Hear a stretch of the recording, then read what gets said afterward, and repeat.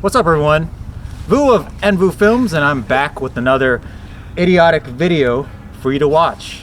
Today we are going to do a real-world comparison of the new Sigma 2470 DG DN, and I'm not going to say what DN stands for. It stands for D's nuts, but we'll keep it PG today. Too late. Versus the Tamron 2875, such a weird focal length, and the Sony Gangster Master Gmaster 2470. Every time I'm on your channel, I keep having Gmaster. It's like, yes. Look, I got the Gmaster this time. Yeah. Yes. So we're gonna mainly focus on videography, right? How these lenses handle video autofocus, and as you can see, we're not gonna do the standard, walk up to the camera, see what it focuses on thing. We're gonna do something different. We're gonna have, say, Park here, the Gimbal Master, which is Gmaster, when he also has a Gmaster lens here, right? But I guess you're not sure if I'm a G. No, Gimbal Master is Brandon Lee. Oh, Brandon Lee is Brandon Lee is the Brandon Lee is the Gmaster, Gimbal Master. Yes. So if he's the Gmaster, what would you be? Say? I don't know. You probably say Tamron, but I won't say Sigma. I'm more Sigma. This one. No. Yeah. So say combined with magma, Sigma. No, I think No. seeing that you have two, No? seeing that you have two kids, I think you'd be the Tamron because you have the extra. You have the extra 5 millimeters of reach. It counts. Over Brandon Lee. PG, man, PG. Anyways, that being said, this is not going to be the most technical video because Gerald Undone had already beat me to the technical video, so he had literally Gerald undid our plans. Yes, he did. We saw that and we were like, oh no. So if you want a technical video, It's really good. go to Gerald Undone's channel. He is the best on YouTube with that stuff. And let's get to our epic gimbal autofocus test. So we're gonna first we're gonna first do the epic content creator pull the camera to the face epic push in shot, whatever. Classic. Let's do it. All right. Now I go.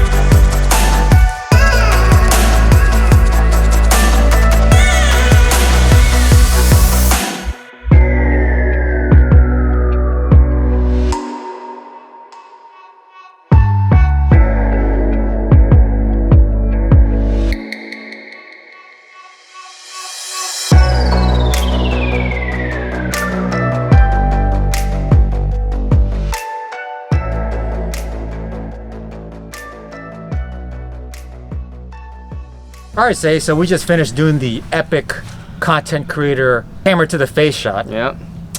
Only did 2 takes. We only did two. Yeah, that's pretty good. How was your findings in terms of operating the 3 lenses on the gimbal? What are the differences that you found? So the clear difference, especially on Gmaster, we started with Gmaster, so you probably saw the footage already.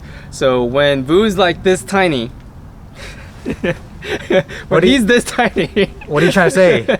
What are you trying to say? Basically, it did not detect his face when he was tiny on the screen. My face. On other lenses as well as the Gmaster. Gmaster found his face when he was tiny, like further away. But once I stepped 2 more steps, like the Tamron and the Sigma, they actually found his face. But face detection wise, Gmaster performs a little bit better by that much. So essentially, saying that. I know my name.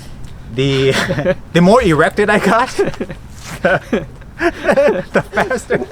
the faster I'm trying to keep straight face. The easier the Tamron and the Sigma was able to detect my head. That's what by head, I mean say. Face detect, yes. not head detect. Yes.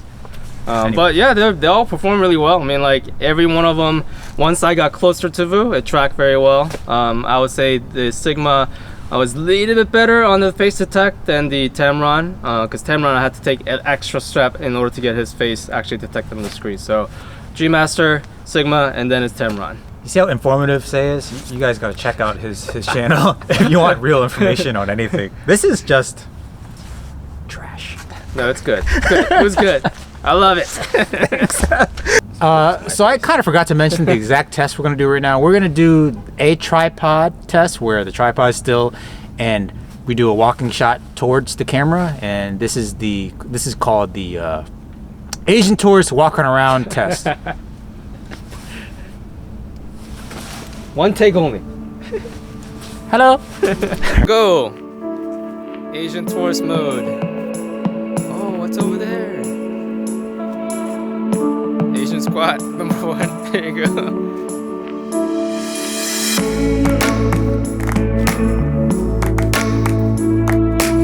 Look at it and backtrack a little bit. And now backtrack. Okay. Go. Got your face. Got your face. Boom, got your face. Nice. Boom, got your face. Start bending down. Go.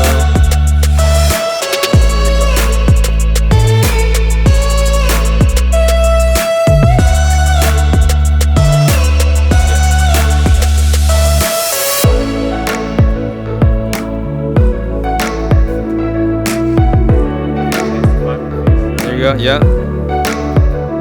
Yeah, it's doing it better actually. Okay. Alright, dodge. Lower.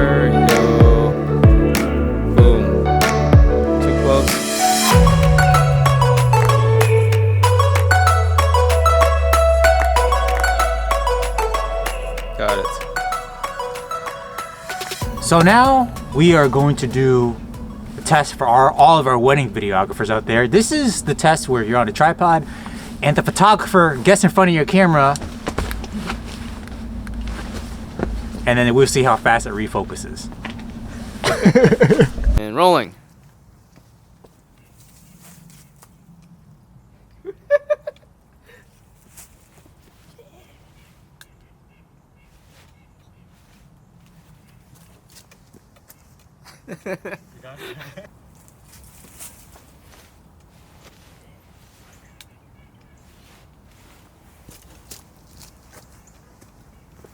All right, good. All right, you really like that camera. I love my camera.